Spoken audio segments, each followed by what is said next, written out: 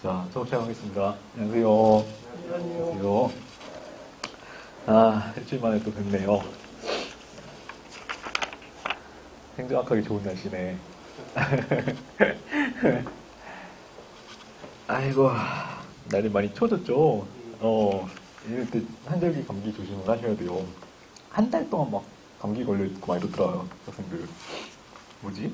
공부를 이제 계속 하니까 체력이 떨어져 있는 거야. 그래서 감기가 한 번 걸려도 잘 안 낫고 막 이러시더라고요. 자, 조심을 하시고. 체력 관리도 되게 중요하다. 그래서 막판 한 달 싸움이라 그러잖아요, 공무원 시험이. 그래서 한 달 안에 그 모든 걸 막 다 쏟아 부어야 돼, 나중에 되면. 근데 그 전에 체력이 너무 이렇게 많이 소모되어 있으면 그걸 못 한단 말이야. 그래서 그런 일이 있어요. 한 달 전에 아무리 많이 공부를 해놔도, 한 달 안에 이렇게 소나기가 퍼붓듯이 막 집중적으로 공부를 하지 않으면 시험에 합격 못 한다. 막 연차가 막 4년차, 5년차 돼도, 마지막 정리가 제일 중요해요.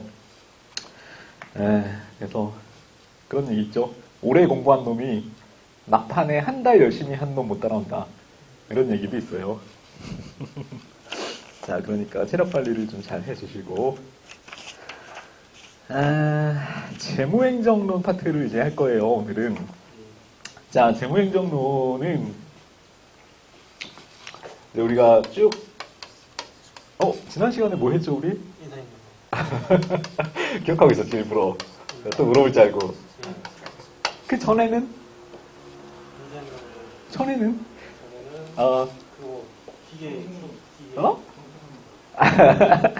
정책론은 그 전전이야. 그렇지. 조직론 했듯이. 야, 유기적 구조, 기계적 구조. 기계적 구조, 유기적 구조. 했었잖아. 그게 조직론이에요. 그래, 해보자. 말 나온 김에. 자, 기계적 구조, 유기적 구조 있었고, 데프트가 제시한 7가지 조직유형. 가운데 5개 뭐예요? 기사매수네. 기능 사업. 네트워크. 매트릭스. 매수매라며. 매수매잖아. 기사 매수네. 기사 매수됐는데? 이 기사 매수했네. 이렇게. 기능 구조, 사업 구조, 매트릭스 구조, 수평 구조, 또는 팀제, 그 다음에 네트워크 구조. 그래서 7개 죠. 데프트가 주장한 조직의 7가지 유형. 자, 그래서 지지난 시간에 했던 게 조직론, 지난 시간에 했던 게 인사행정론, 그 다음에 이제 마지막으로 오늘 이제 기초 강의 마지막이잖아요. 기초 개념 강의 마지막 시간이라서 재무행정론이라는 단원을 할 거예요. 재무행정론이라는 거는 말 그대로예요, 사실. 재무는 뭐예요? 돈이죠, 돈. 조금 이제 유식한 말로 행정학적으로 표현을 하면 예산. 자, 그래서 행정부에서 예산을 어떻게 편성을 하고 이 편성된 예산을 이제 국회에서 심의 확정을 해주잖아요. 그거를 받아가지고 이걸 어떻게 잘 활용하고 관리할 것인가의 문제를 다루는 거예요. 그래서 재무행정론 그러면은 그냥 예산 관리 이렇게 생각하시면 돼요. 돈 관리, 예산 관리. 우리 행정부의 각 부처별로 떨어진 예산을 어떻게 잘 활용할 것인가에 대한 문제라는 거죠. 근데 또 예산이라는 게 또 시대에 따라서 또 동일한 제도가 계속 유지되었던 게 아니고 다른 행정학 분야 마찬가지로 이것도 시대에 따라서 예산 제도라는 게 계속 바뀌어왔단 말이에요. 그래서 그 제도가 어떻게 바뀌었는지 그 흐름, 예산 제도의 흐름 같은 것들을 잘 볼 거고요. 그 다음에 우리나라는 그럼 예산을 어떻게 관리하고 운영하는지에 대한 각종 제도들, 그거는 아마 오늘 못하고 기본 강의 시간에 해야 될 것 같고요. 시간 관계상. 그래서 오늘은 간략한 개념 위주로, 기초 개념 위주로 요 돈 관리, 예산 관리를 어떻게 할 것인가 라는 내용을 재무행정론 시간에 다루게 될 거예요. 그래서 요 기본 개념을 일단 이런 걸 배우는구나 알아두시면 되고, 자, 그래서 예산의 개념이라고 나와 있죠. 유인물 첫 페이지에. 자, 한번 봅시다. 예산의 개념과 특성. 개념이라는 거는 여기 있죠. 1. 회계년도 동안 국가의 수입 지출에 관한. 근데 일단은 1회계연도라는 거는 뭐예요? 자, 이런 거는 이제 고등학교 때 사회 시간에 집중을 해서 들었던 학생이라면 누구나 알 수 있는 1회계연도는 언제부터 언제까지를 얘기하는 거예요? 학생, 하늘 학생. 야, 그런 얘기를 누가 못하냐? 초등학생도 하겠다. 1년을 얘기하는 거지. 몇 월 며칠부터 몇 월 며칠까지.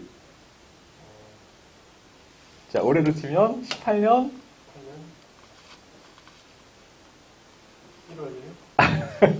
잘 찍었어. 1월 1일부터 12월 31일까지를 1년 단위를 1회계년도라고 해요. 1회계년도. 그래서 우리가 예산을 실제로 사용하는 그 기간을 회계년도라고 하죠. 자, 그 동안에 예산의 기간은 그래서 1회계년도예요. 예산의 기간은 1회계년도다. 1회계년도는 1월 1일부터 12월 말까지다. 이렇게 국가의 수입과 지출에 관한. 자, 국가의 수입은 어디서 발생돼요? 그렇지. 세금. 다른 말로 뭐 세입이라고도 하죠. 세금에 의한 수입. 그래서 세입 이렇게도 얘기를 하죠. 세입. 자, 1회계년도 동안에 국가의 세금에 의한 수입, 세입. 그 다음에 지출에 관한 들어오기만 하고 안 쓰는 거 아니잖아요. 들어온 돈을 이제 쓸 거 아니에요. 세입과 지출에 관한 예정적 수치로서. 자, 이거는 이렇게도 표현을 바꿔서 출제가 될 수도 있어요. 확정적 수치로서 이렇게. 자, 근데 얘는 예정적 수치라고 하지 확정적 수치라고 안 한단 말이에요.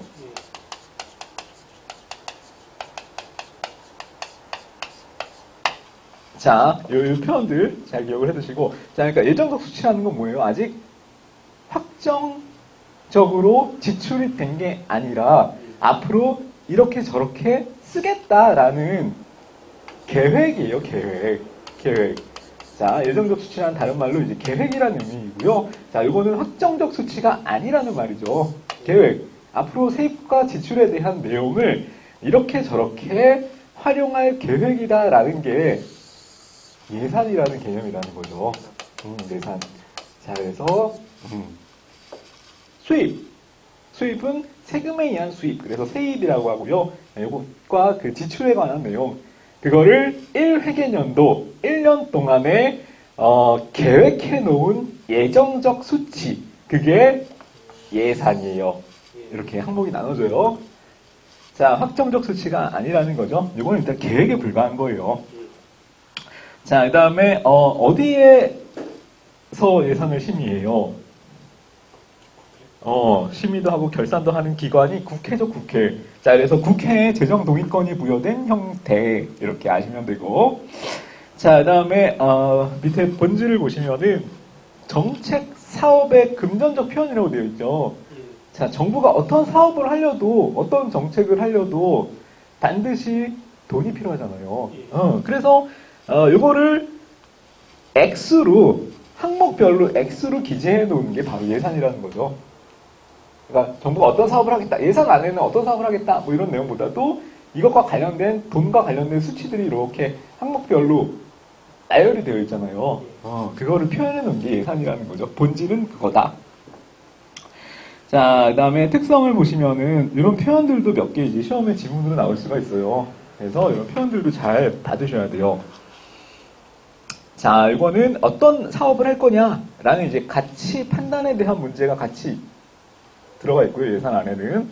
자, 그 다음에 사실을 정밀하게 좀 분석해 놔야 되는 사실 판단을 요소를 둘 다 포함하고 있는 이중적인 요소를 갖고 있다, 이렇게 생각을 하시면 되고. 그 다음에 조직에 대한 관련성이 있다라는 건 그냥 읽어보시면 되고, 정치 경제학적 성격을 갖는다, 이런 표현들이 좀 중요해요. 정치적 성격도 갖고 경제학적 성격도 갖고.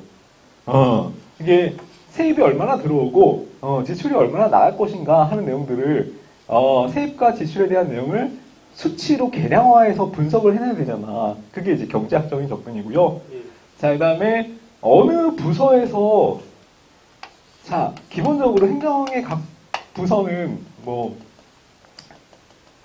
기억하시나? 그거 있었죠. 정부의 각 부서는 자기네들의 예산을 최대화시키기 위해서 노력하는 성질을 갖는다. 그거를 무슨 가설이라고 처음에 배웠었는 이론 내용 중에서 땡땡땡땡의 뭐뭐 극대화 가설. 예산 극대화. 아, 그렇지. 예산 극대화 가설. 예. 누구의? 예산 극대화. 어? 아니, 뭐래. 니스카넨의 니스카넨이라는 학자의 예산 극대화 가설에서 우리 첫 시간에 이 개념을 언급했을 거예요. 각 부서는 자기네들의 부서의 예산을 최대화시키기 위해서 노력한다. 이 가설을 얘기하는 거예요. 왜 우리 부서에서 예산을 더 많이 끌어들이고 싶어 해? 그래야 사람도 뽑고. 그래야 사람도 뽑고, 힘도 세지고. 그렇지. 권한이 늘어나니까. 이 돈을 가지고 잘 활용하면 할수록 우리 부서의 권한이 같이 높아진다라고 생각하는 거예요. 그래서 각 부서에서는 예산을 최대한 끌어오기 위해서 노력하는데 그거를 니스카넨이라는 학자가 주장한 예산 극대화 가설이다. 이렇게 공부를 했어요. 이거 하나 외워두세요. 니스카넨 예산 극대화 가설. 이 불안한데? 공무원의 수는 업무량과 상관없이 계속적으로 늘어난다는 이론. 행정 관청 모양밖에 안 나오고. 아니, 관청형성 모형은 아니야. 이거에 반대된 게 관청형성 모형이고, 예. 그거 말고, 공무원 수는 공무원의 일 업무량과는 상관없이 해마다 계속 늘어나기만 한다라는 내용이 있었잖아요. 이론. 예. 그거 뭐야? 무슨 법칙? 그 학자 이름을 따서.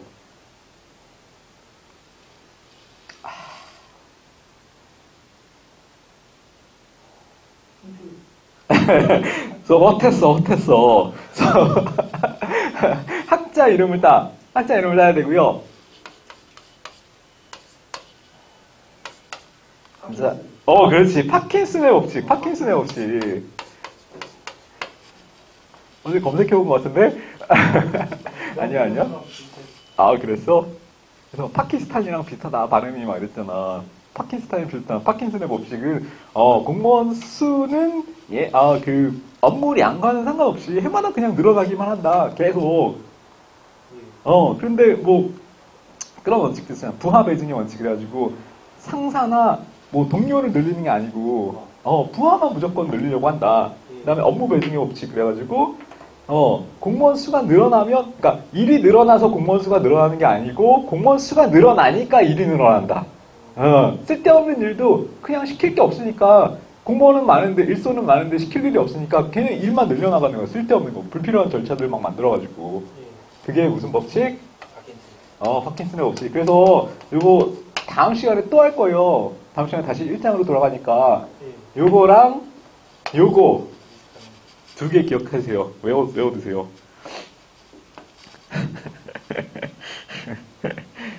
아니, 어떻게 이래? 망각의 동물이야. 망각의 동물. 망각곡선. 에빙하우스 망각곡선이라고 있잖아. 하루가 지나면 70, 80%를 잊어버린다며. 그러니까 하루 지나기 전에 미리 복습을 해놓고, 그 다음에 일주일 지나기 전에 해놓고, 그 다음에 또 한 달 되기 전에 또 해놓고, 3번, 4번을 반복하다 보면 그게 된대요. 단기 기억에서 장기 기억으로 넘어가기 때문에. 4번까지는 해야 돼. 4번 복습. 근데 그거를 내가 학생들한테 진짜 그런가? 해봤다? 시켜봤다? 4번 해도 안 돼요? 4번 해도 안 돼. 그래서, 이거 사람마다 다르구나. 4번 돼서 되는 사람이 있고, 10번이 필요한 사람이 있고, 이런 게 아닐까라는 생각을 해봤어. 근데 어쨌든 에빙하우스라는 그 학습 심리학자가 그렇게 얘기를 했대요. 4번 반복하면 되고, 단기 기억에서 장기 기억으로 넘어가기 때문에 장기 메모리에 저장이 돼서 안 까먹는다. 그렇게 얘기를 했대요. 사람마다 다를 수 있어.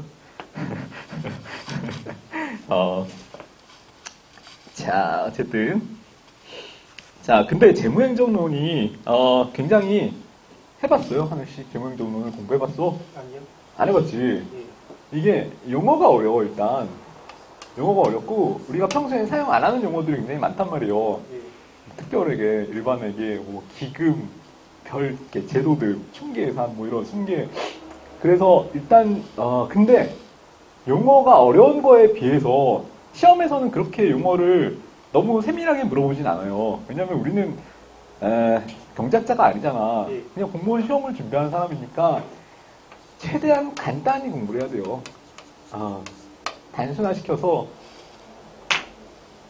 간단하게 용어 시험에 나올 수 있는 표현이나 용어 위주로 정리를 하시면 되고요.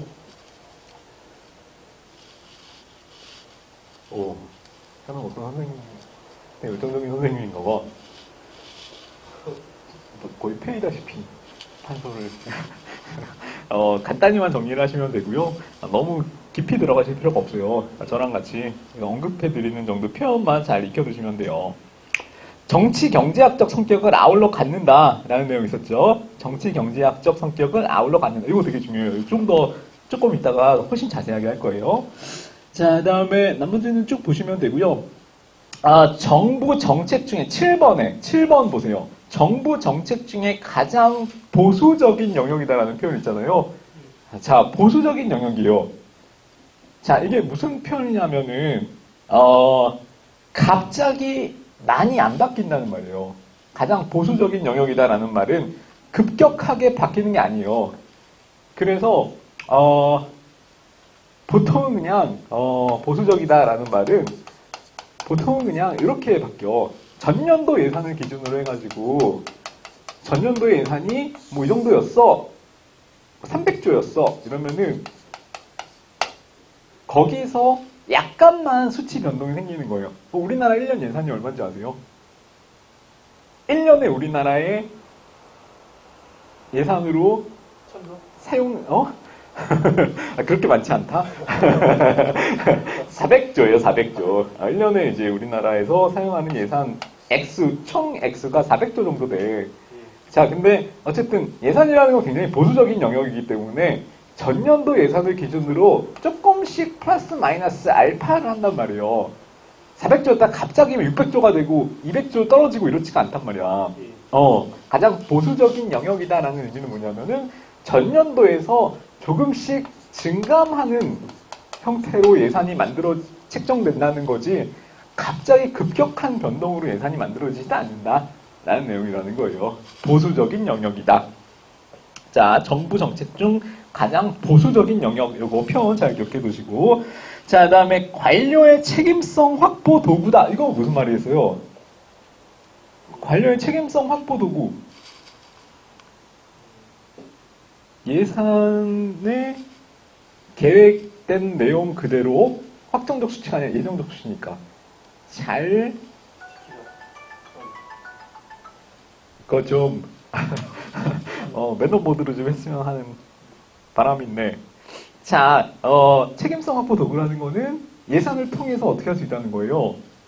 관료들이 본인들이 이 예산 수치 안에서 낭비 없이 효율적으로 이 자원을, 돈이라는 자원을 잘 운영했는지를 얘가 어떻게 썼는지를 보면은 확인을 할 수가 있고, 그래서 관료가 제대로 일을 했는지 책임을 물을 수 있는 도구라는 거죠, 예산이라는 게. 이해됐어요? 자, 그래서 예산의 기능 중에서 관료의 책임성을 확보하기 위한 도구다라는 표현이 종종 나와요. 그거는, 그렇게 생각하시면 돼. 평소에 그 계획된 대로 예산이 제대로 쓰였는지를 확인하고 거기에 대해서 책임을 물을 수가 있다는 거예요, 공무원한테. 그 의미예요. 자, 그래서 몇 개 표현들 같이 봅시다. 가치 판단, 사실 판단, 이중 결정으로 구성, 이런 거. 정치, 경제학적 성격. 그 다음에 정부 정책 중에 가장 진취적 아니고 보수적인 영역. 그 다음에 관료의 책임성 확보 도구. 요 네 개 표현들은 굉장히 중요하니까 기억을 해두세요.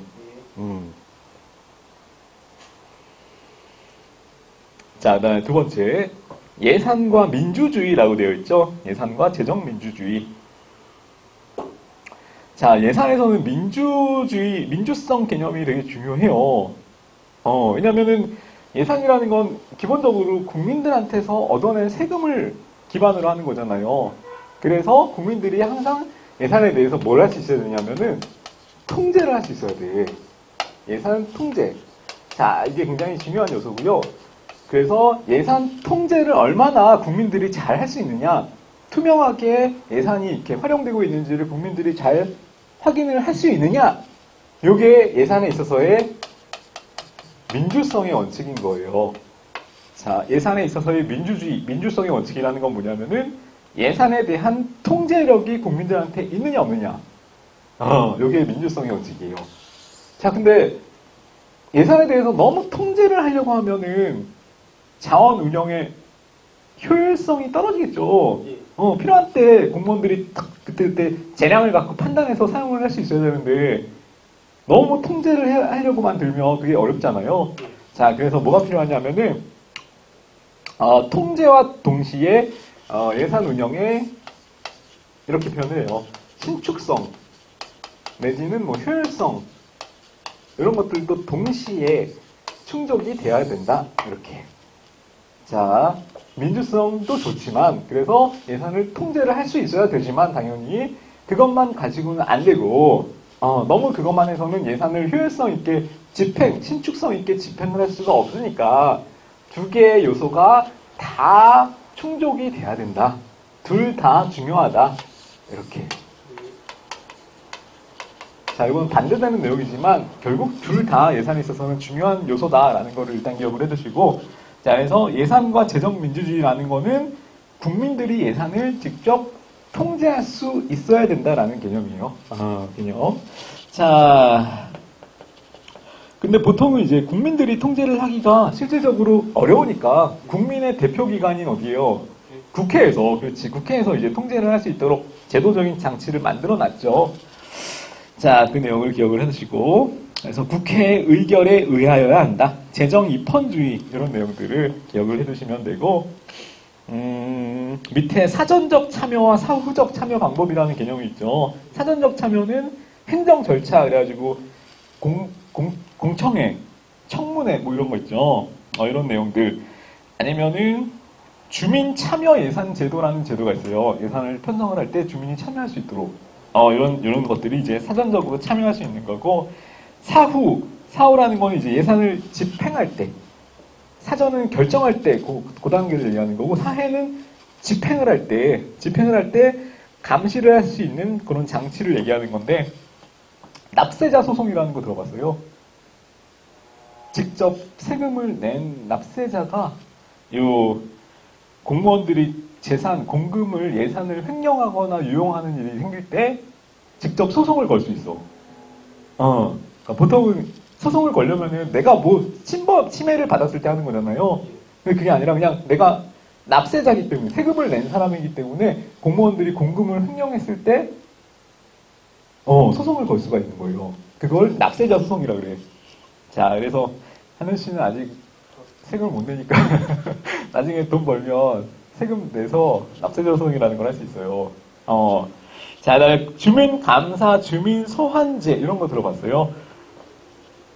주민 감사라는 거는 뭐 소환제는 그 자치단체장이나 그 의회 의원 이런 사람들을 데려다가 직접 이제 잘했나 못했나를 투표할 수 있는 제도잖아요. 그 다음에 감사도 마찬가지예요. 이 사람이 어떤 정책을 잘못하게 했을 때 한 19세 이상 사람들이 이제 투표를 받아가지고 이 사람의 잘잘못을 따질 수 있는, 감사를 할 수 있는 제도, 그게 이제 주민감사인데, 자, 이것도 우리 행정학 시간에 나중에 지방자치론이라는 파트가 있어요. 거기에서 좀 더 자세히 할 거야. 자, 이런 것들이 있구나라는 걸 기억해 두시고, 납세자 소송, 주민감사, 주민소환제도 이런 것들이 있구나라는 거를 기억을 해 두시고, 자, 이거는 사전적 통제, 사후적 통제. 사후적 통제. 공청회나 청문회 같은 것들은 사후 사전, 사전적 통제 이렇게 할 수가 있다는 거예요. 자, 밑에 내려가시고, 자, 이거는 이제 예산과 민주성과 관련된 요소였고, 자, 밑에 예산과 희소성이라고 되어 있죠. 다음 페이지에 예산과 희소성 이렇게 되어 있어요.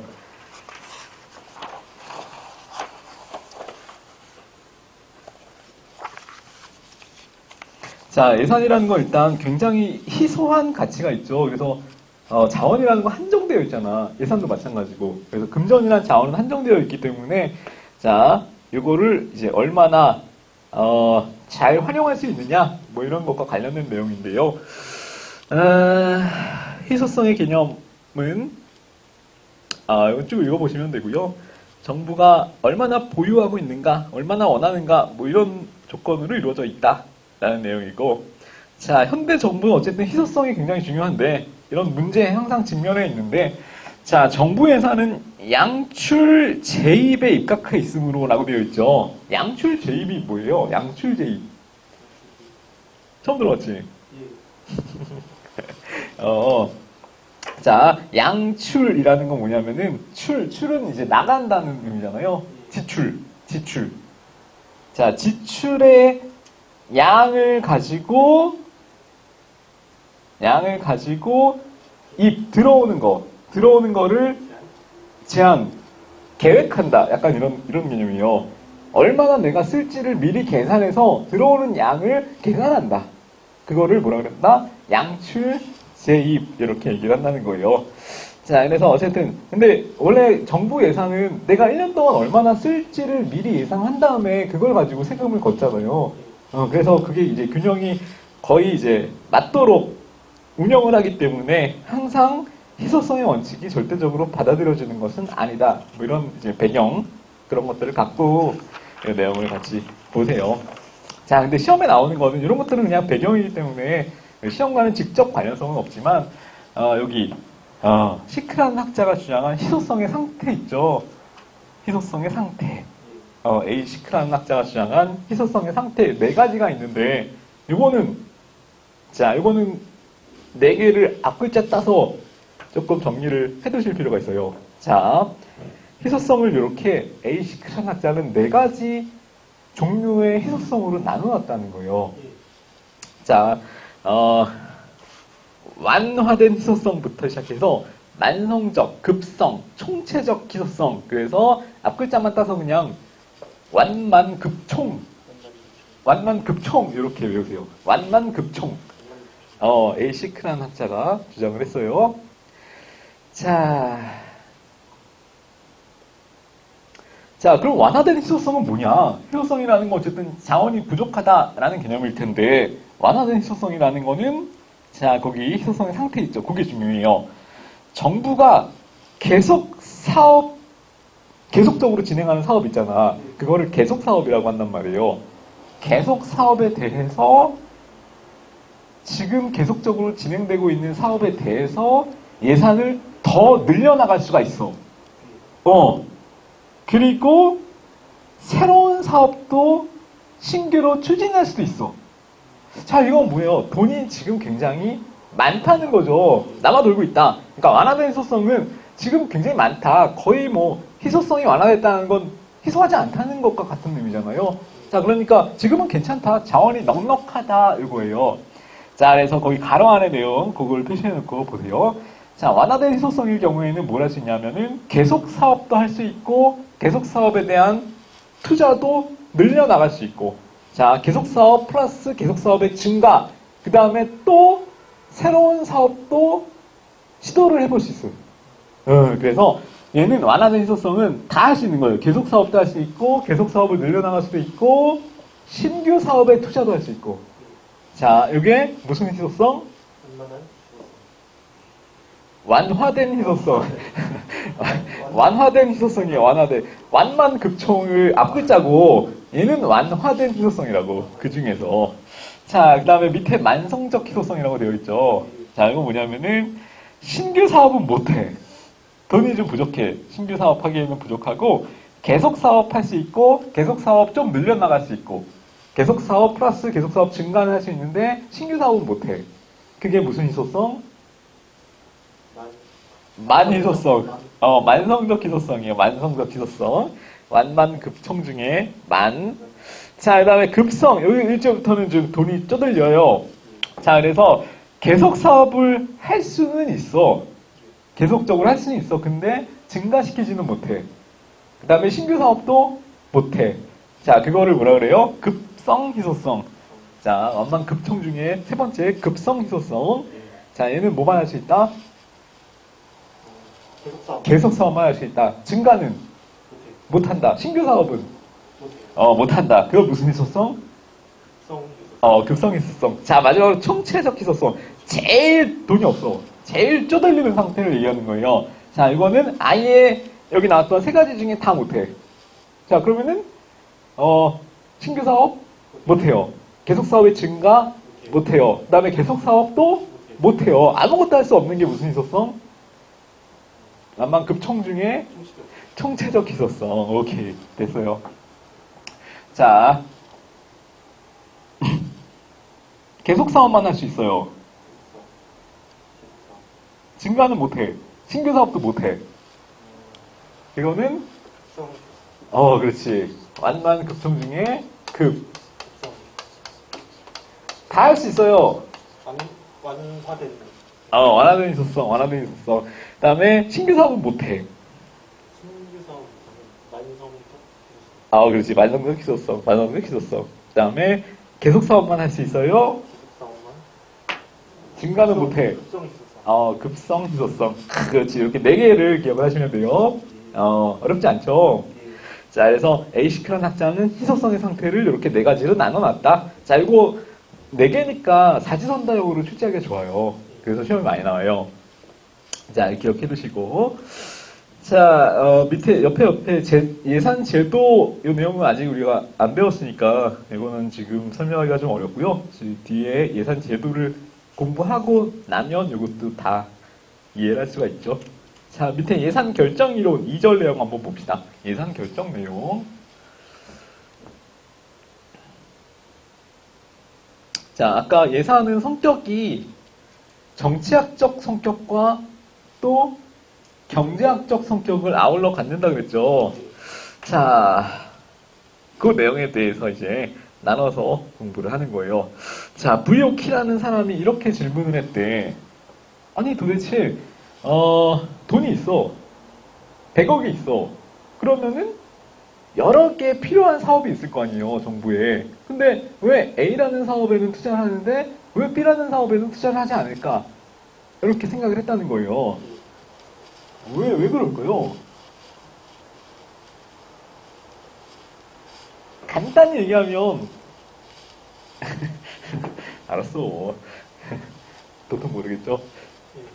자, 여기서 배우는 건 그거예요. 왜 A라는 이제 똑같은 자원이 있는데 그거를 A라는 사업에는 투자를 하는데 B라는 사업에는 투자를 하지 않을까? 이렇게 접근을 한 이론이 바로 이 예산 결정 이론이라는 거예요.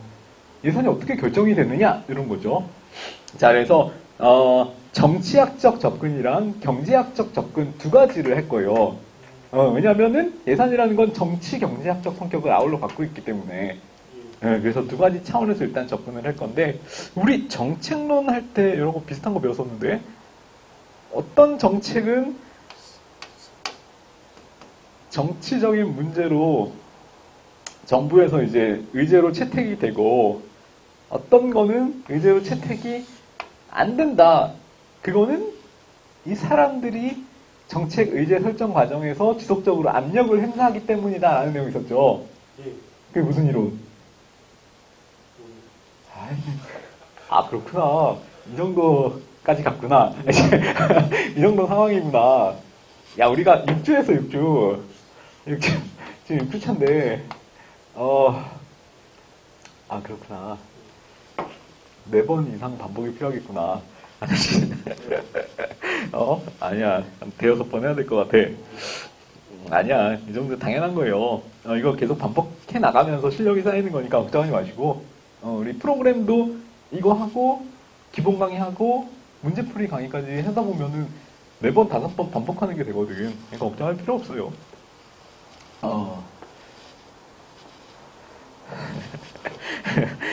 엘리트 이론이었죠, 아까. 엘리트들이 영향력을 행사하기 때문에, 기억나죠?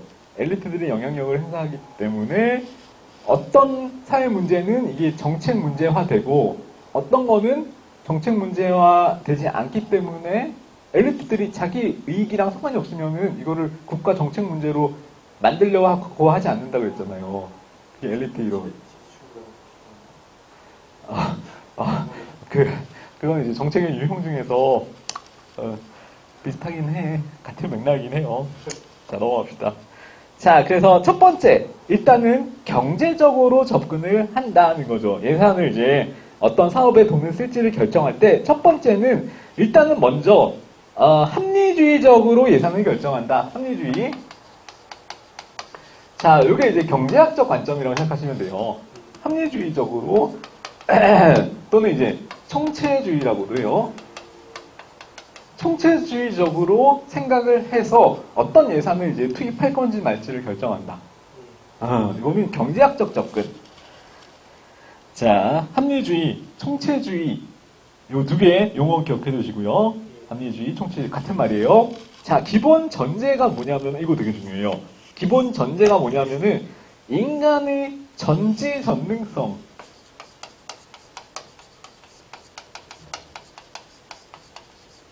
전지 전능성. 다 안다는 거죠. 에 전제하고 있다라는 거예요. 자, 요거는 뭐냐면은, 기본 전제가 인간을 바라보는 인간관이 경제인이라는 거예요. 경제인 나왔는데? 어디서 나왔어요? 자, 다시 한번 흐름을 짚어봅시다. 과학적 관리론이면 먼저 만들어졌죠. 그게 몇 년도쯤? 1880년? 그렇지. 과학적 관리론. 자, 여기에서 인간을 바라보는 인간관은 어땠어요? 경제인. 그렇지, 경제인. 냅다 주워먹네. 이때 바라보는 인간관이 경제인이었잖아. 예. 자, 그래서 인간은 모든 거를 합리적으로 딱 생각을 해가지고 이게 나한테 수익이 되는지 안 되는지를 합리적으로 다 따져가지고 이성적으로 생각할 수 있는 사람이라는 개념이 경제인이었죠. 예. 자, 그 다음에 나왔던 무슨 인간관계. 인간관계론. 자, 여기서는 인간관이 뭐였어요? 사인. 그렇지, 사회인. 오, 잘하네. 사회인. 자, 이거는 한 1920년대, 30년대 요새 나왔던 거고. 자, 마지막으로 이 다음에 대표적인 시각 중에 행태주의가 있었죠. 한 50년대, 60년대 나왔던. 자, 이거는 인간관이 뭐였어요? 행태주의 인간관. 행정인? 그렇지. 행정인. 잘하네. 됐다. 이 정도, 아직 거기까지는 안 까먹었나. 이 정도만 했었으면 그래도, 불행 중 다행이야.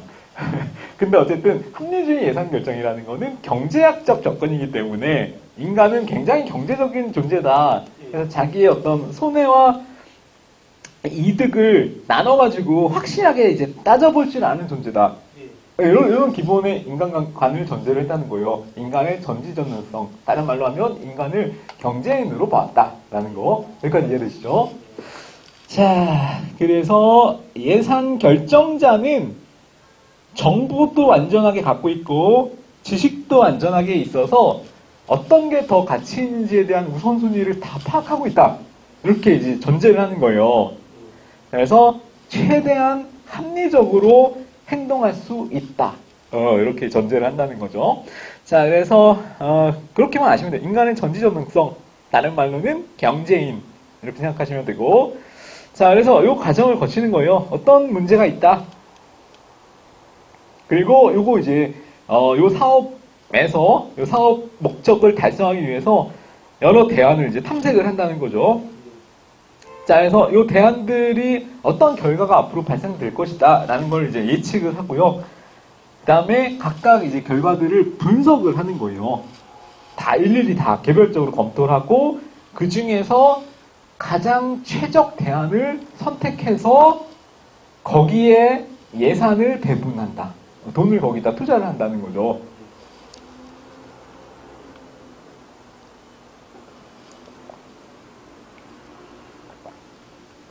자, 그러니까 다시 말하면 이건 경제적으로 생각을 해서 이 사업보다는 이 사업이 더 최적 대안이기 때문에 거기다가 돈을 투자하는 거야. 이렇게 생각할 수 있다는 거죠. 인간은 전지전능하니까 다 알고 있어. 그래서 이 절차를 다 일일이 확인을 한 다음에 가장 최적의 대안의 예산을 배분한다. 라는 거. 자, 그래서 결과적으로는 어떻게 되는 거예요? 예산을 가장 효율적으로 사용을 했겠죠. 예. 그래서 사회적으로 봤을 때 가장 최적 효율성이 달성되어 있는 상태, 사회 후생이 극대화되어 있는 상태가 된다는 거예요. 이 사람들의 이 입장에 따르면은. 자, 그래서 기본 전제, 인간의 전지전능성을 기본으로 한다. 경제인의 관점이다라는 거. 그 다음에 이 과정들을 거쳐서 최적 대안의 예산을 배분한다. 그 다음에 결과적으로 그러면 어떻게 되느냐. 사회 후생이 극대화돼서 최적의 상태가 된다. 이렇게 생각을 하시면 된다는 거예요. 아시겠죠? 자, 이거는 이제 경제학적인 접근, 합리주의. 자, 그 다음에 다른 게 뭐가 있냐면은, 경제학이 나왔으니까 이제 정치학적 접근이 필요하게 하죠. 거기 이론 같은 것들은 아직은 보실 필요가 없고요. 넘어가셔도 돼요. 3번의 점증주의 모형. 점증주의. 자, 용어 기억해 두시고. 자, 오늘 배우는 내용 중에서 용어만 잘 기억해 두셔도 돼요. 용어만. 합리주의, 총체주의, 점증주의. 합리주의는 다른 말로 무슨 주의? 총체주의. 합리주의 반대는? 점증주의 있고 용어만 기억해 두시라는 거예요. 용어만.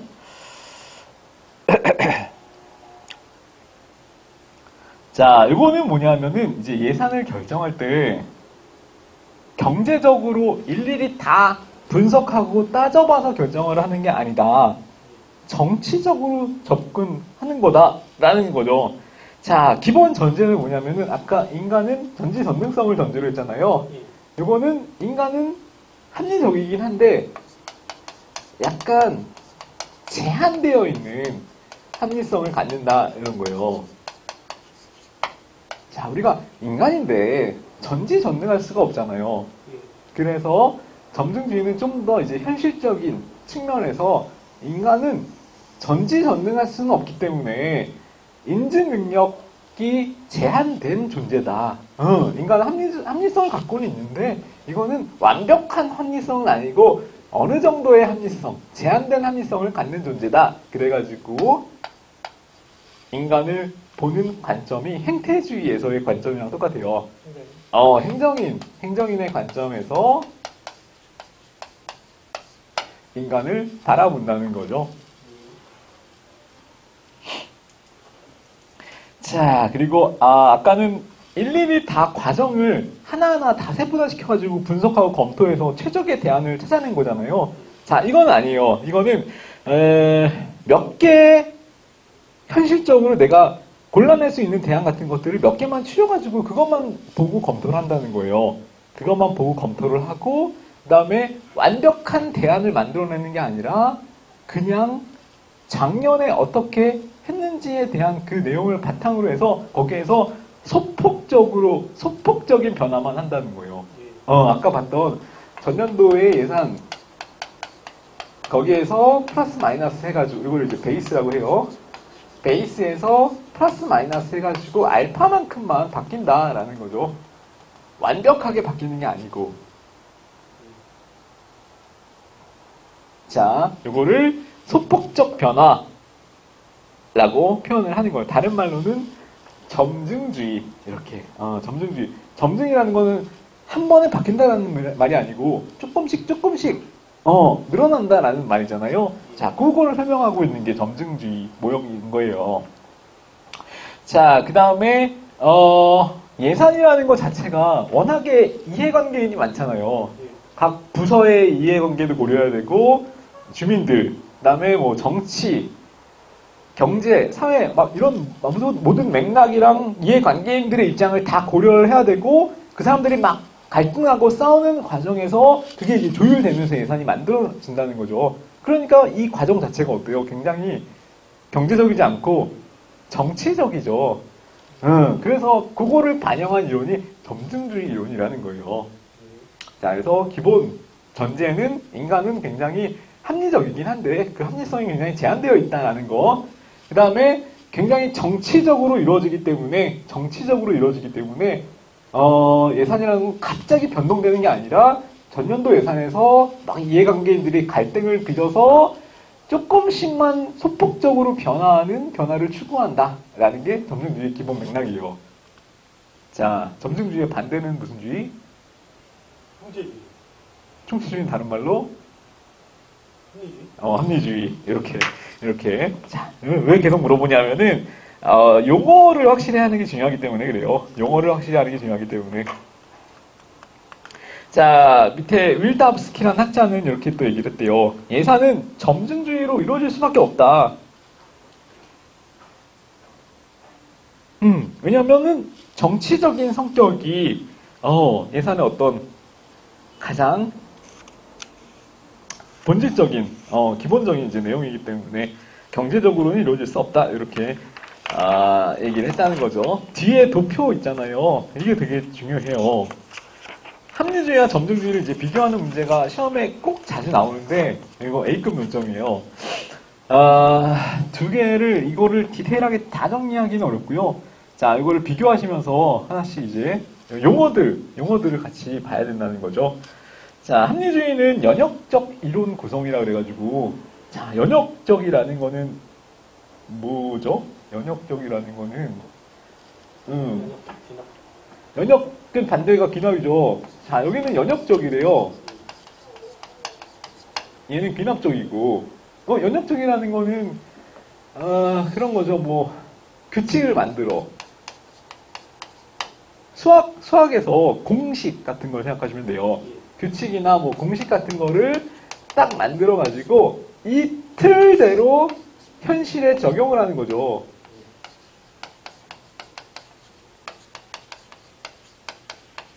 자, 다시 한번 생각해 봅시다. 예산과 관련해서. 자, 예산과 관련해서 인간은 전지전능하고 합리적이니까 얘가 어떤 게 제일 최적의 대안인지를 공식처럼 완벽한 규칙을 만들어서 그걸 가지고 현실에 적용을 시킨다는 거죠. 그걸 연역적인 방법이라고 하는 거예요. 자, 귀납적은 그럼 뭐예요?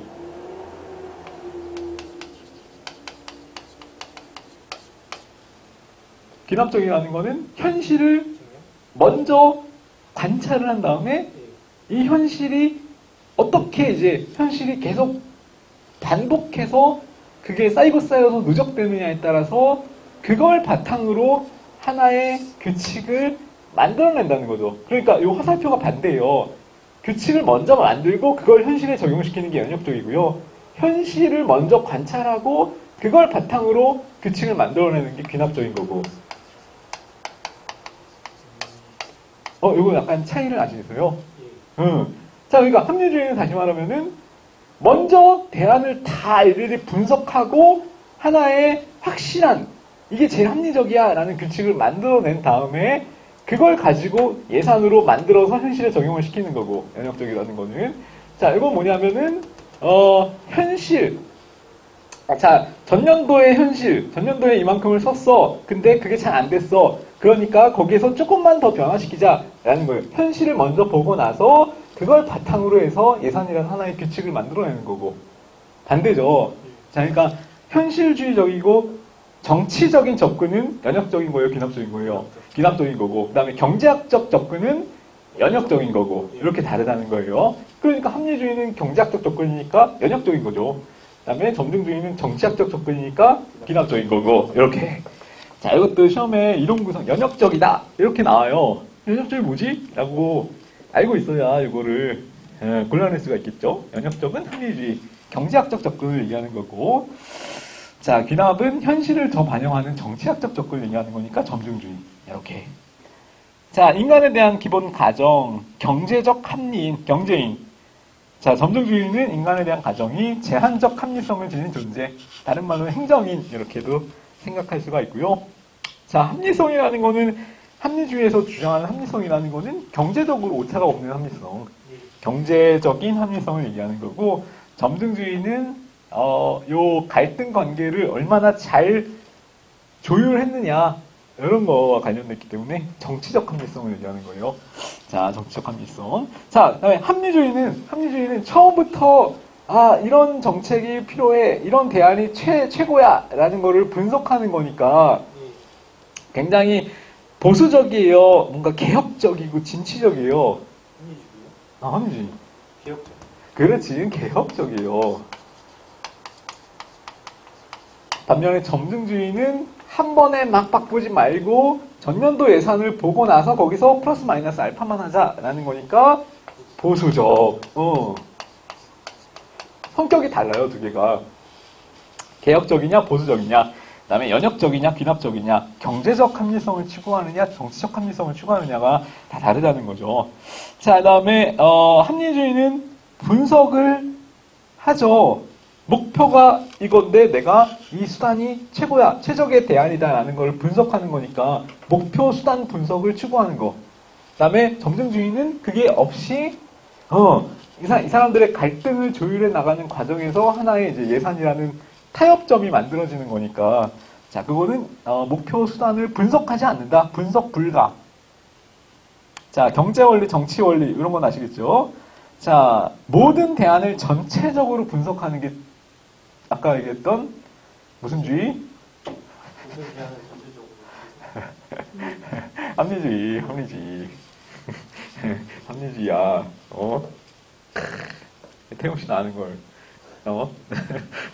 그러니까 오늘은 그러니까 그런 거 막 깊이 심도 있는 거 하지 말고 그냥 용어만 확실하게 하자니까는. 자, 합리주의 다른 말로 총체주의. 총체주의 반대말 점증주의. 점증주의, 합리주의 중에서 경제적인 거는 합리주의, 정치적인 거는 점증주의고. 자, 그다음에 전체적인 분석을 하는 거는 합리주의고, 부분적인 분석만 하는 거는 점증주의고, 그다음에 목표와 수단을 분석하지 않는 거 점증주의. 그치. 자, 그런 식으로만 접근을 하시면 된다는 거예요.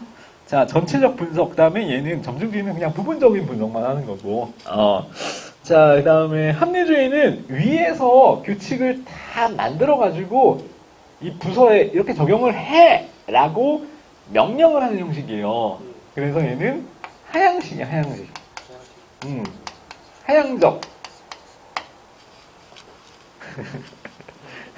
이거 네 글자로 뭐라 그랬어요? 하향적인 거를 위에서 명령 내리는 거고, 상명하다. 상명하? 상명하, 복종한다고, 복종한다고. 근데, 상향적인 거는 반대말로 상명하복 아니고, 하의상달, 하의상달이라는, 하의상달, 밑에 있는 사람의 의사를 위로 전달한다. 하의상달. 상명, 위에서 명령하면 밑에서 복종한다. 하복. 이렇게. 기초 강의는 용어야, 용어. 영어 위주로 하는 거예요. 자, 상명하복, 하의상달 이런 게 있고요. 자, 그 다음에 상향적, 하향적 이런 것도 행정에서 굉장히 많이 나오는 상향적, 하향적 이런 거. 근데 합리주의는 하향적. 왜냐하면은 위에서 다 분석해서 위에는 어떤 사람들이 있어요. 전지전능한 경제인이 있단 말이야. 그래서 위에서 관리자들이 그 사람들은 전지전능하거든. 모든 걸 다 알아. 다 꿰뚫고 있어. 그래서 그 사람들이 다 분석해서 밑에는 뭐만 하냐면 명령만 하는 거야. 하향적으로. 그거예요. 점증주의는 밑에 사람들의 실제 현실을, 각 부서의 현실을 먼저 본 다음에 그걸 가지고 규칙을 귀납적으로 만들어가는 과정이잖아. 그러니까 밑에 사람들의 현실을 보고 그거를 위로 이렇게 올려서 전달을 해줘야지. 그거는 상향식. 상향식은 사자성어로 또 뭐라 그런다고? 하이상달. 그렇지. 왜 이렇게 한 박자 늦어? 1등. 한 살이라도 젊은 태용 씨가 잘하는 거야? 엔진이 0이야? 0해서, 엔진이 0해서? 그래, 맞아. 한 살이라도 젊을 때 뭐라 해야 돼. 이게 공부는 때가 있다. 맞아. 그런 거 있어, 진짜. 나이 한두 살 더 먹으면은 이게 막 기억력도 떨어지고 체력도 좀 딸리고 이래. 맨날 조는 이유가 그거잖아. 하나씩 와가지고. 체력이 떨어지고 있어. 자, 어쨌든. 그래서, 상향식, 하향식, 상향적, 하향적, 합리주의는 하향적, 반면에 점증주의는 상향적 결정을 하는 거다. 라는 거를 알아두시면 돼요. 자, 그런 것들이 제일 중요하고요. 쭉쭉쭉쭉 내려오시고, 합리주의는 제일 이제 기준 부분 있죠. 거기서 이제 합리주의적인 결정을 하면은 사회는 어떻게 된다? 사회 후생이 극대화된다라고 아까 봤었죠. 사회 후생이 극대화되기 때문에 합리주의가 좋은 거예요. 합리주의자들의 관점에서는. 점증주의는 뭐가 좋냐면은 다른 사람들끼리 이렇게 분배를 하면서 갈등을 타협해서 조정하는 거잖아. 그래서 민주성보다는요 분배를 잘한다. 그래서 분배 정의, 분배의 형평성 이런 것들을 실현시킬 수 있다라는 표현을 써요. 분배의 형평성 그러면은 점증주의와 관련이 있는 거고요. 사회 후생을 극대화시킨다라는 거는 합리주의와 관련이 있는 거고 이런 용어들을 이제 연결시켜야 돼요. 연결시키시고 하나 더 위에 보시면은 성격이 합리주의는 집권적이라고 되어 있죠. 집권적이라는 거는 상향적이라는 거예요? 하향적이라는 거예요? 하향. 뭐래? 하향적이라는 거지. 위에 권한이 몰려있으니까 밑으로 명령을 하는 거잖아. 그러니까 집권적인 게 곧 하향적인 거예요. 분권적인 게 위로 올리는 거니까 상향적인 거고. 자, 그러니까 합리주의는 집권적이고요. 점증주의는 분권적이에요. 자, 요 개념 아시겠죠? 그 다음에 밑에 한계, 제약점을 보시면요. 자, 합리주의는 모든 대안을 다 일일이 분석한데, 이거 현실성이 있어요, 없어요? 없어. 비현실적인 이론이에요, 사실은. 이게 뭐, 현실적으로 말이 안 돼. 인간을 전지전능한 존재로 가정을 한다는 것 자체가 현실적이지 않잖아요. 비현실적인 이론이에요. 자, 그래서 인간의 인지 능력상의 한계를 고려하지 않았다라는 거. 이건 경제인의 한계죠. 자, 그다음에 매몰 비용의 불고려. 매몰 비용이라는 거는 뭐 한 번 투자를 하면은 다시는 회수가 안 되는 비용 얘기하는 거잖아요. 그거를 고려하지 않고 한 번에 확 바꾸는 게 가능하다라고 생각을 했다는 거죠. 내가 이만큼 투자한 게 있는데 어떻게 한 번에 바뀌어요? 그러니까 이거를 고려하지 않고 매몰 비용 따위는 생각하지 않고 갑작스럽게 개혁이 가능하다라고 생각을 했기 때문에 이거는 현실성이 없다는 거죠. 자, 그다음에 정치적 합리성을 무시했다. 너무 경제적으로만 접근을 했다. 이런 거고요. 자, 그다음에 문제점. 집권화를 초래했다. 이런 것도 문제점이에요. 너무 집권화가 된 거예요. 이 합리주의를 추구하다 보니까. 자, 그리고 맨 밑에 보면은 예산 담당자는 보통 이제 돈을 쥐고 관리하는 사람들의 행태는 되게 보수적이에요. 그래서 예산 담당자들은 보수적인 행태를 갖는 게 일반적인데 그 사람들의 행태를 전혀 고려하지 않고 이 사람들이 개혁적으로 생각할 것이다라고 가정을 했다는 거죠. 거기서부터 이제 오류가 있었다 이렇게 생각을 했다는 거. 자, 밑에 보면은 수리적, 연역적 분석을 했다라는 거예요. 목표 수단을 얘는 분석을 하는 입장이니까 수학적으로, 연역적으로 분석을 했다. 합리주의는 연역적, 점증주의는 비납작. 야, 이걸 보고 말해야 돼. 재밌어요. 아홉니? 여기 있잖아, 여기. 기납죠. 야, 어디에 뭐가 있는지를 못 찾았단 말이야. 나 정말. 이 양반이. 자, 그 다음에 점증주의의 제약, 문제점은 뭔가 봅시다.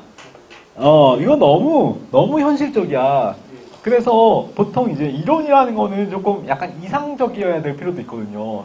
근데 너무 이상적이 아니고 그냥 현실적이기만 하니까, 자, 규범적 이론으로서의 한계, 이거는 이론의 어떤 이상적인 이론이 돼야 된다는 거를, 충족시키지 못했다. 이론은 웬만큼 그래도 어떤 이상을 향해서 나아가야 되는 측면이 필요한데, 그걸 역할을 하지 못했다라는 거예요. 규범적 이론으로서는 한계가 있었다. 자, 그 다음에, 다른 전년도 기준이 부적합할 경우에는 그럼 어때요? 그러니까, 베이스를 전년도 예산으로 삼고, 거기에서 플러스 마이너스 알파에서 조금씩만 바꾸는 건데, 아예 전년도 예산부터 오류가 있었어. 그러면은 이 예산 자체는 올해도 당연히 이것 때문에 오류가 또 생기겠죠. 그런 것들을 고려 못 했다는 거예요. 자, 전년도 기준이 부적합할 경우에는 오류가 계속된다는 거를 생각 못했어. 자, 그 다음에 전년도 기준만 중요하게 생각할 뿐 다른 외부 변수가 갑자기 들어오는 것도 생각 못해. 이런 게 한계예요. 이런 게 한계예요. 자, 그 다음에 너무 점증주의는 보수적이에요, 진취적이에요. 그러니까 너무 늦었어. 너무 보수주의예요. 그래서 너무 기득권을 보호하는 측면이 있다는 거죠. 이거 너무 그러니까 합리주의는 너무 진취적이야. 그래서 문제야. 근데 점증주의는 또 너무 보수적이야. 그래서 문제라는 거예요. 자, 이런 것들 내용들이 있고요. 나머지도 쭉 보시면 되고 밑에 뭐 이전 투구식 예산 과정, 이전 투구가 뭔지 아시죠? 이것도 용어니까 이전 투구는 마구잡이, 진흙탕 싸움 뭐 이런 개념. 그래서 마구잡이로 이전 투구식으로 합리적이지 않고 무계획적 과정을 거친다라는 게 점증주의의 문제점이자 한계점인 거예요. 자, 이제 됐죠? 두 개 비교되죠? 한번 물어볼게요. 합리주의, 점증주의 이렇게만 대답하시면 돼요. 사회후생 극대화. 합만 하지 말고 합리 정도까지는 해줘야지. 너무 성의 없는 거 아니야? 합리주의는 사회후생 극대화. 분권화는 점증주의. 집권화 합리주의. 하향식 의사결정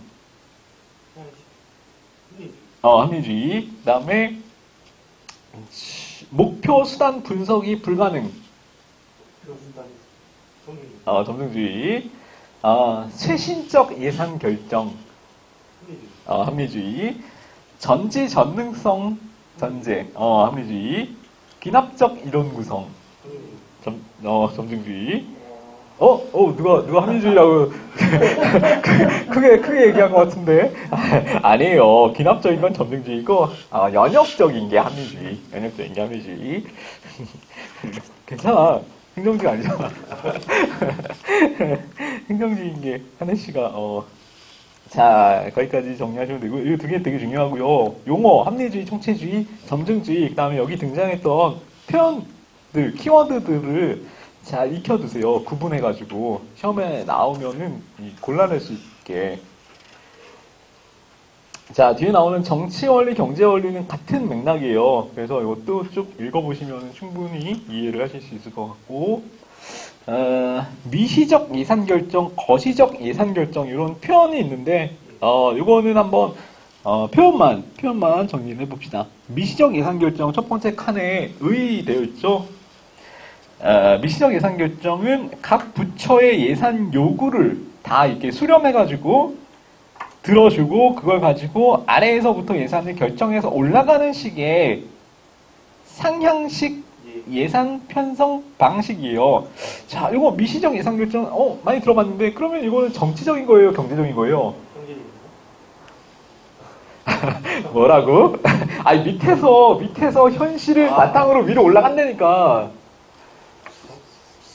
밑에서 부서의 입장, 이익을 다 들어보고 그 내용을 위로 올리는 방식. 저는 그 미시경제학 아니야. 미시경제학을 생각하지 마시고요. 미시경제, 거시경제, 경제학 중 하나가? 아니요. 생각하지 마시고, 이거는 의사결정의 그 과정이 밑에서 위로 올라가느냐, 위에서 밑으로 내려오느냐, 그것만 보시면 돼요. 자, 미시적이라는 거는 어디서 어디로? 아래서 위로. 자, 이거는 그럼 상향식, 하향식? 상향식. 그러니까 상향식이라는 거는 정치적인 거, 경제적인 거? 정치적인 거. 자, 그러니까 미시적이라는 거는 정치적인 합리성을 바탕으로 하는 예산 결정 과정을 얘기하는 거예요. 자, 반면에 거시적 예산 결정은 뭐냐면은 위에서 다 전지전능한 경제인이 결정을 다 해주면 그게 밑으로 명령만 내리는 하향식 예산 결정 방식을 얘기하는 거예요. 자, 이거는 정치적, 경제적? 경제적? 이거 뭐야? 그래, 맞아요. 경제적이에요. 경제적. 자, 그래서 미시적 예산결정. 두 개 이제 용어 새로 배웠죠. 미시적 예산결정, 거시적 예산결정이 있는데, 자, 미시적인 게 정치적이에요. 정치적. 밑에서 위로 올라가는 상향식 예산 편성 방식을 얘기하는 거고요. 거시적이라는 건 위에서 아래로 내려오는 거, 하향식. 위에서 아래로 내려오려면은 위에서 이미 다 분석해가지고 완벽하게 정리해서 그거 밑으로 명령만 내리는 거잖아요. 그러니까 그거는 하향식이고 경제적인 거고 상명하복이고 이런 내용인 거죠. 연역적인 거고 경제는 연역적인 거니까. 자, 그래서 그렇게만 기억을 하시면 돼요. 거시는 경제적, 미시는 정치적. 거시는 경제적, 미시는 정치적. 정치적?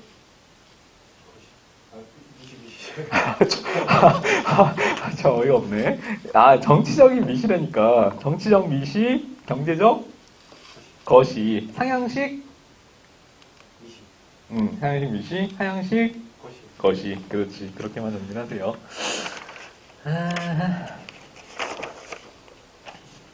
자, 예산 결정 유형론, 예산 문화론, 뭐 이런 것들이 있는데요. 이것도, 그러니까 거의 사실은 보시면 아시겠지만, 맥락이 거의 비슷해요. 사실은 미시적이나 거시적이나 그 표현만 바꿨을 뿐이지 내용은 똑같잖아. 네. 근데 왜 차이가 나냐면은 사실 그거예요. 학자마다 자기 표현을 쓰고 싶어 해. 그러니까 어떤 학자는 나는 미시적, 거시적 이렇게 나눴어. 이거를 되게 과시하고 싶어 한단 말이에요. 그래서 표현만 바꿨지 사실 내용은 똑같아. 그러니까 우리는 그냥 학자 상관 말고 용어 위주로 정리를 하시면 돼요. 그런 내용들을 기억하시고. 자, 그리고 이것도 마찬가지. 예산 결정 유형론. 이것도 기존에 배웠던 내용 똑같아요. 과정 예산, 체제 예산 이렇게 나오는데 과정 중심이라는 거는 그거예요. 정치적으로 막 갈등하는 그 과정에서 하나의 어떤 타협점을 찾아가는 그 과정. 네. 이건 정치적인 거예요, 경제적인 거예요? 정치적. 정치적인 거죠. 네. 자, 그래서 과정 중심은 아까 배웠던 점증주의 예산이랑 같은 거예요. 과정 중심, 점증주의. 반면에 체제 중심이라는 건 뭐냐면은 체제, 어떤 이 의사결정을 해서 밑으로 딱 떨어뜨려서 내려주는 그 어떤 연역적인 체계, 이런 거를 얘기하는 거예요. 체제 중심이라는 건 경제적이라는 거는 점증주의 아니고 합리주의. 네. 합리주의는 다른 말로 총체주의. 총체주의 이렇게 얘기를 하는 거죠. 자, 그래서 과정중심, 체제중심 이런 표현이 또 있어요. 아까 미시적, 거시적이 나왔다면 과정중심, 체제중심이라는 것도 있는데 과정중심은 정치적, 그 다음에 체제중심은 경제적, 합리주의 이렇게 생각하시면 돼요. 다른 거 보지 마시고. 자, 그 다음에 초점은 체제중심은 경제적, 수학적, 그리고 과학적 분석. 여기 과학적이라고만 되어 있지만 다 포함되어 있는 거예요. 경제적, 수학적, 연역적, 과학적 분석. 그다음에 다원주의는 이제 정치적으로 결정을 하는 거니까 여러 이해 관계자들이 있단 말이에요. 그 사람들이 서로 막 이렇게 타협하고 협상해가는 그 과정 있죠. 그걸 얘기하는 거고 그게 다원주의. 그다음에 시계 뭐예요? 시계 이거 아니고 시계 아니고요. 시간의 초점이 어딨냐 이거죠. 얘는 초점이 현재 예산을 짜는 거지만 기본은 전년도 예산을 바탕으로 하는 거잖아요. 그러니까 시계가 얘는 과거예요, 과거. 근데 얘는 앞으로 어떻게 개혁적으로 나아갈 것인가 라는 개혁적인 이론이었잖아요. 그러니까 시계가 얘는 미래지향적이에요. 자, 그 다음에 분석 범위가 얘는 제한된 합리성이 있기 때문에 전체를 다 분석 못하고 부분적, 단편적 분석을 했잖아요. 얘는 총체주의라는 거는 전체를 다 분석한다는 거잖아요. 그러니까 부분적, 단편적 분석 아니고 전체적 분석. 그러니까 이거 완전 반대죠. 네. 부분적인 게 뭐예요? 기본적인 거. 점증주의. 점증주의는 미시적, 거시적. 미시적. 미시적, 그치. 자, 그렇게 간다는 거죠. 그러니까, 과정 중심이냐, 체제 중심이냐 나와도, 기존에 이제 점등주의, 합리주의를 같이 매치시켜서 보시면 되고, 이거는 미시적 이론, 거시적 이론이랑도 또 연결이 되는 거니까, 학자가 표현해놓은 방식만 다르지, 표현만 다르지, 다 똑같은 내용이에요, 사실은. 자, 그러니까 그런 것들만 잘 기억해 주시면 돼요.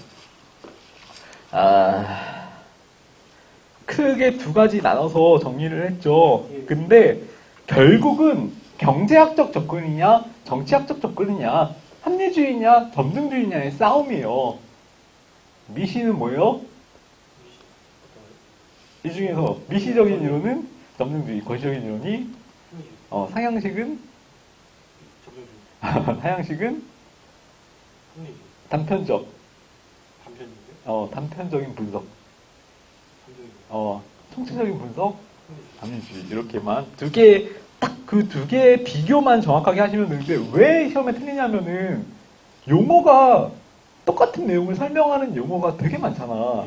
그러니까 그거 일일이 다 하늘씨처럼 헷갈려. 알지만 내 맥락은 알지만 그게 헷갈려서 이제 시험에서 조금 실수를 할 수 있으니까 그런 것만 하시면 된다는 거죠. 하나만 더 물어보고 잠깐 쉴게요. 희소성의 상태 네 가지 있었죠. 완만, 급총. 완만 급총. 그 중에서 계속 싸움만 할 수 있는 것은 뭐였어요? 급성, 희소성. 그래, 그 세 번째 칸에 있는 거. 그것만이라도 기억하시면 돼요. 계속 사업 플러스 증가분 플러스 신규 사업. 완화된 희소성. 완화된 희소성. 안 틀리네. 계속 사업도 불가능. 사업도 불가능. 총체적 희소성. 계속 사업 플러스 증가분 가능, 신규 사업 불가능. 만성적. 그렇지. 만성적 희소성. 이렇게 네 가지만 정리하시면 돼요. 잠깐 쉬었다가 뒤에 마주 봅시다.